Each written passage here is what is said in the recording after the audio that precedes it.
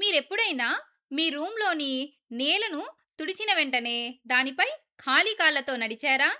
ఆ నేల మీకు ఎలా అనిపిస్తుంది? ఆశ్చర్యకరంగా అది చల్లగా అనిపిస్తుంది కదా! కానీ మనం నీటితో శుభ్రం చేసినంత మాత్రాన నేల ఎందుకు చల్లగా అనిపిస్తుంది? దీనికి సమాధానం చాలా సులభం. అదే బాష్పీభవనం, ఎవాపరేషన్ ప్రక్రియ.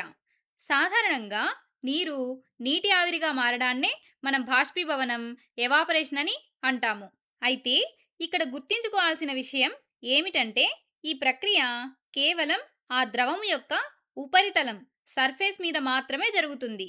సరే, ఇప్పుడు మనం నేలను తుడిచినప్పుడు అక్కడ బాష్పీభవన ప్రక్రియ ఎలా జరుగుతుంది చూద్దాం. మనం నేలను తుడిచినప్పుడు అక్కడ నీరు ద్రవ రూపంలో ఉంటుంది మరియు ఆ నీటిలోని నీటి అణువులు, వాటర్ మాలిక్యూల్స్ ఎప్పుడూ ఒక దగ్గర ఉండకుండా కదులుతూనే ఉంటాయి. అలాగే ఈ అణువులు కొన్ని శక్తుల వల్ల ఒకదానికొకటి కలిసి ఉంటాయి. అయితే కొన్నిసార్లు ఈ అణువులు ఎంత వేగంగా కదులుతాయంటే అవి గాలిలోకి ఆవిరి రూపంలో తప్పించుకుపోవడానికి ప్రయత్నిస్తాయి. కానీ అలా గాలిలోకి వెళ్ళాలంటే వీటికి కొంచెం అదనపు శక్తి అవసరమవుతుంది. మరి ఈ శక్తి వీటికి ఎక్కడి నుంచి వస్తుంది? ఎక్కడి నుండి అంటే అవి ఉండే ఉపరితలం నుండి. అవును, నీటి అణువులు అవి ఏ ఉపరితలంపై అయితే ఉన్నాయో ఆ ఉపరితలం నుండి ఆ అదనపు శక్తిని తీసుకుంటాయి. మన ఉదాహరణలో నీరు నేల మీద ఉంది కాబట్టి అది బాష్పీభవనం చెందడానికి అంటే ఆవిరి కావడానికి ఆ నేల నుండే ఉష్ణశక్తిని, హీట్ ఎనర్జీని గ్రహిస్తుంది.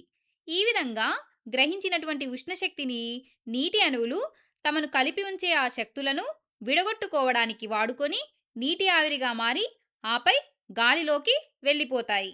నేల నుండి వేడిని నీరు తీసేసుకోవడం వల్లే చివరకు ఆ నేల మన పాదాలకు అంత చల్లగా అనిపిస్తుంది.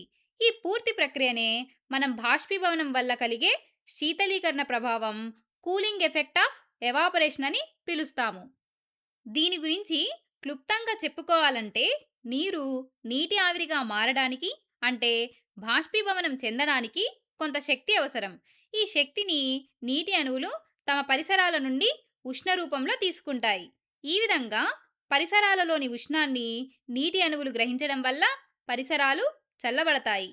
బాష్పీభవనం యొక్క శీతలీకరణ ప్రభావం మన నిజ జీవితంలో చాలా రకాలుగా ఉపయోగపడుతుంది.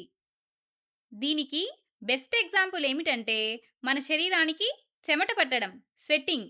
వేసవి కాలంలో లేదా ఎండలో మనం బయటకు వెళ్ళినప్పుడు మనకు బాగా చెమట పడుతుంది కదా! అలా చెమట పట్టిన తర్వాత మనం గదిలోకి రాగానే చాలా హాయిగా, చల్లగా అనిపిస్తుంది. దీనికి కారణం ఏంటంటే మన శరీరం వేడెక్కినప్పుడు అది చెమటను బయటకు పంపిస్తుంది. ఈ చెమటలో ప్రధానంగా నీరు ఉంటుంది. ఇప్పుడు ఈ చెమట నీరు ఆవిరిగా మారడం కోసం మన చర్మం, స్కిన్ నుండి ఉష్ణశక్తిని గ్రహిస్తుంది. ఈ విధంగా మన చర్మం నుండి వేడిని చెమట తీసుకోవడం వల్ల చర్మం మరియు మొత్తం శరీరం చల్లగా అనిపిస్తుంది. ఇప్పుడు ఇంకొక ఉదాహరణ చూద్దామా? మనందరికీ తెలుసు గదా!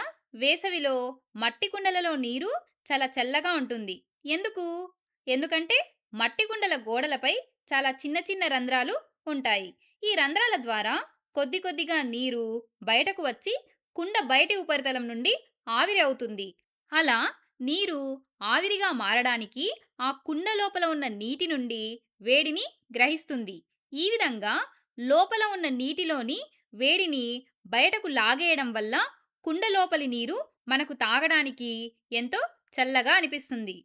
ఈ వీడియోలో మనం ఏ ఏ విషయాలు నేర్చుకున్నాం? బాష్పీభవనం, ఎవాపరేషన్ అంటే కేవలం నీరు ఆవిరి అయిపోవడం మాత్రమే కాదు, అది తన చుట్టూ ఉన్న వేడిని తగ్గించే ఒక అద్భుతమైన ప్రక్రియ. గుర్తుంచుకోండి, ప్రకృతిలో ఏ మార్పు జరిగినా దాని వెనుక ఒక బలమైన కారణం ఉంటుంది. మనం నేలను తుడిచినప్పుడు వచ్చే చల్లదనం వెనుక, అలాగే చెమట వల్ల మన శరీరం చల్లబడడం మరియు మట్టి కుండలో నీరు చాలా చల్లగా ఉండడం వెనుక అసలు సూత్రం ఈ శీతలీకరణ ప్రభావమే.